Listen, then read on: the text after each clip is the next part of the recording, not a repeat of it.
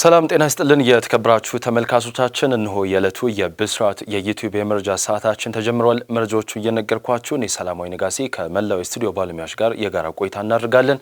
በቅድሚያም ከሀገር ውስጥ ወደ ተገኙ መረጃዎችን አልፋለሁ።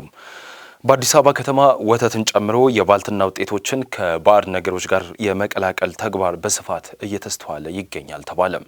በአዲስ አበባ ከተማ ወተት፣ ማር፣ ቅቤን ጨምሮ ሌሎች የባልትና ውጤቶችን ከባዕድ ነገሮች ጋር የመቀላቀል ድርጊት በስፋት እንደሚስተዋል የአዲስ አበባ ከተማ ምግብና መድኃኒት ባለስልጣን አስታውቋል።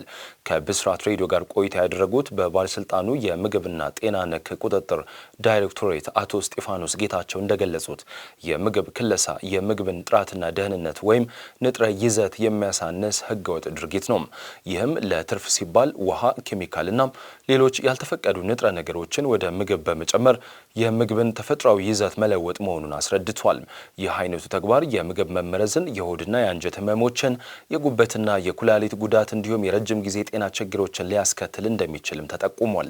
ባለስልጣኑ ይህንን ችግር ለመቆጣጠር መደበኛ ፍተሻ፣ የላቦራቶሪ ምርመራና የግንዛቤ ማስጨበጫ ስራዎችን እየሰራ እንደሚገኝ አቶ እስጢፋኖስ ገልጸው በህግ ላይ የተመሰረቱ የክትትል እርምጃዎችን እያከናወነ እንደሚገኝ ጨምረው ለጣቢያችንም ተናግሯል።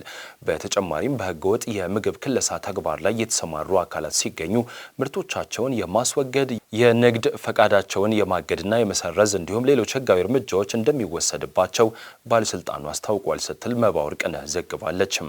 የገዛ ወላጅ አባቱን በጩቤ በመውጋት የግድያ ወንጀል የፈጸመው ግለሰብ በእስራት ተቀጣ። በጅማ ዞን ጌራ ወረዳ ቀጮ ቀበሌ ነዋሪ የሆኑት አቶ አብዶ አባፊጣና ሰብስቤ አብዶ አባትና ልጅ ናቸው።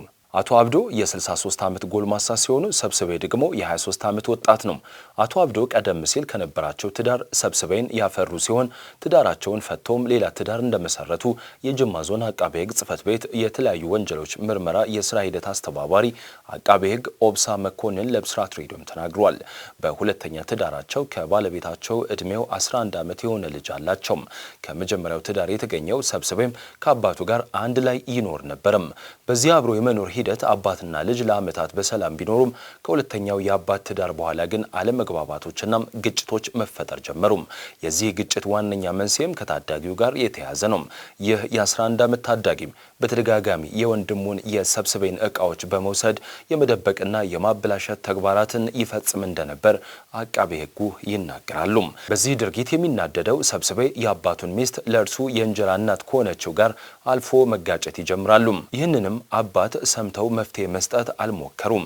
በሰብስቤ በኩል ይህ ድርጊት አባቴ እኔን ከቤት ለማስወጣት የተሸረበ ሴራ መሆኑን ስለተረዳሁ ነገሮችን በትዕግስት ማለፍ ወደድኩ ሲል ለፖሊስ በሰጠው ቃል አረጋግጧል።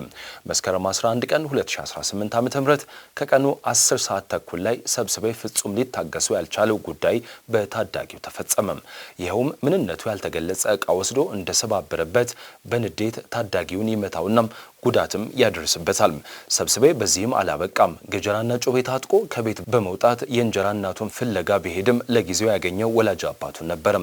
አባት ጋር እንዴት ልጄን ትመታለህ በሚል ቃላት ተለዋውጠው ግጭት ውስጥ ሲገቡ ሰብስቤ በያዘው ገጀራ አባት ላይ ሲሰነዝር አባት እንደምንም ታግለው ገጀራውን ሲያስጥሉት የታጠቀውን ጩቤ በመምዘዝ በቀኝ እጃቸው ላይ ጉዳት ካደረሰ በኋላ የሆድ ዕቃቸው ላይ 4 ጊዜ በመውጋት ጉዳትም ያደርስባቸዋል።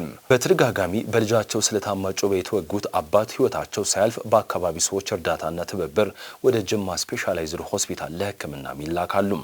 በጅማ ስፔሻላይዝድ ሆስፒታል ለ5 ቀናት የሕክምና እርዳታ ሲደረግላቸው ቆይቶ መስከረም 23 ቀን 2018 ዓ.ም ከቀኑ 5 ሰዓት ላይ ሕይወታቸውም ያልፋል። ፖሊስ የሟችን ተጠርጣሪ ልጅ በቁጥጥር ስር በማዋል የምርመራ መዝገቡን በአስክሬን የምርመራ ውጤትና በሌሎች ማስረጃዎች በማጠናከር ተከሳሹ በሰጠው ቃል የምርመራ መዝገቡ በተሟላ ሁኔታ ተጠናቆ ለአቃቤ ሕግም ይላካል። አቃቤ ሕግም በከባድ የሰው መግደል ወንጀል ክስ ይመሰርታል። የጅማ ዞን ከፍተኛ ፍርድ ቤትም ክሱን ሲከታተል ቆይቶ ተከሳሽ ሰው ለመግደል አስቦ ተዘጋጅቶና ስለታም መሳሪያ ይዞ ጥቃት መፈጸሙ ጨካኝ፣ ነውረኛና ከባድ በመሆኑ በ21 ዓመት እስራት እንዲቀጣ ወስኖበታል ሲሉ አቃቤ ሕግ ኦብሳ መኮንን ጨምሮ ለብስራት ሬዲዮ ተናግሯል ስትል ቤዛዊት አራጌ ዘግባለች። የተከበራችሁ ተመልካቾቻችን አሁን ደግሞ በቀጥታ የምናልፈው ወደ ዓለም አቀፍ መረጃዎች ይሆናል። በቅድሚያም ኢራን ድርድር ብታደርግም አሜሪካን እንደማታምን አስታወቀች።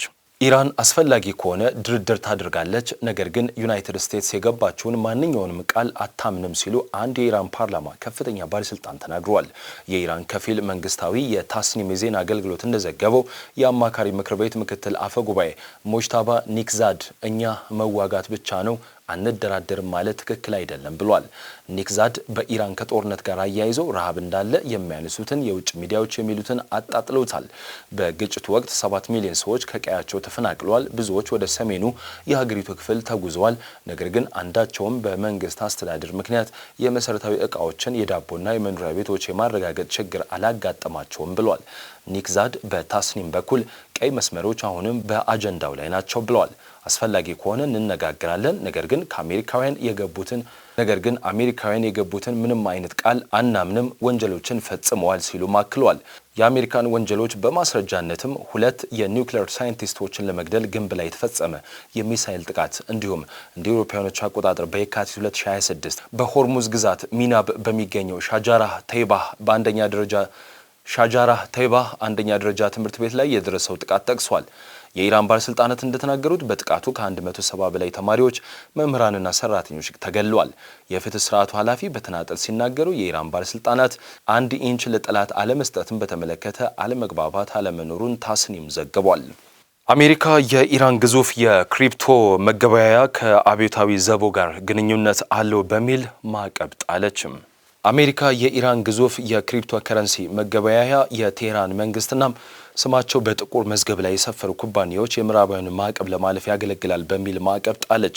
ሮይተርስ የዜና ወኪል በግንቦት ወር ኖቢቴክስ የሚባለው የክሪፕቶ ከረንሲ መገበያያ ከሀገሪቱ ህጋዊ የገንዘብ ስርዓት ጋር በትይዩነት ለማዕከላዊ ባንኩና ለአብዮታዊ ዘቡ እያገለገለ መሆኑን በመጥቀስ ዘግበው ነበርም።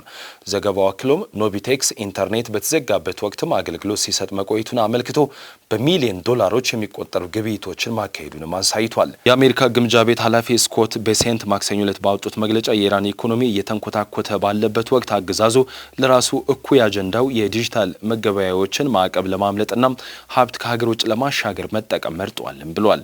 የሮይተርስ ዘገባ እንደሚያሳየው ኖቢቴክስ ከኢራናውያን ቤተሰቦች በተገኙ ወንድማማቾች የተመሰረተ ሲሆን ከአዲሱ ጠቅላይ መሪ ጋር ጥብቅ ቁርኝትም አላቸው። የአሜሪካ ግምጃ ቤት ሁለቱም ወንድማማቾች ላይ ማዕቀብ መጣሉን ማክሰኞ ዕለት አስታውቋል። ኖቢቴክስ ለኢራን መንግስት ጠንካራ ድጋፍ እየሰጠ ነው። እንዲሁም ለአብዮታዊ ዘቡና ለሀገሪቱ ማዕከላዊ ባንክ በርካታ ቁጥር ያለው የዲጂታል ግብይቶችን አመቻችቷል ብሏል። በኢራን ውስጥ አሜሪካ ጦርነት መክፈቷን ተከትሎ ኖቢቴክስ የኢንተርኔት አገልግሎት ቢቋረጥም የአገዛዙን ሀብት ለመከላከል በኢራን ውስጥ ንብረቶችንና ገንዘቦችን ለማንቀሳቀስ ሚናም ተጫውቷል። የተከበራችሁ ተመልካቾቻችን የዕለቱ የብስራት የዩቲዩብ የመረጃ ሰዓታችን የተከታተላችሁት ይመስል ነበረም። መረጃዎቹን ወደ እናንተ በማድረስ እኔ ሰላማዊ ነጋሲ ከመላው የስቱዲዮ ባለሙያዎች ጋር የጋራ ቆይታ አደረግን። ሰላም።